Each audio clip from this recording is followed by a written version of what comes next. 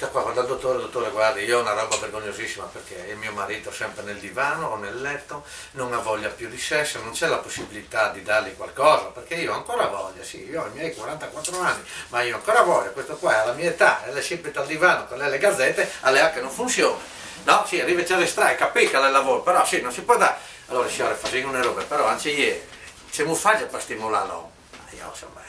Sì, no, effettivamente, allora, prima di darci roba che mangiare, che vadi magari si mette un inin, no? Ma anche arriva a casa, una roba completutto, una roba, no? Magari sai che sono quei sessi show che vadi, magari va come... Sì, no, di stimolarlo, boh, e dopo magari che se non succede che torni, no? Allora io vanno sessi show, porca miseria, questa qua comincia a vedere e vede là una roba nera e dice, boh, si prende, sai quei corpetti neri in lattice, stivaloni fino sopra la coscia, no? Poi la maschera, con la maschera nera e un frustino, bellissimo, no?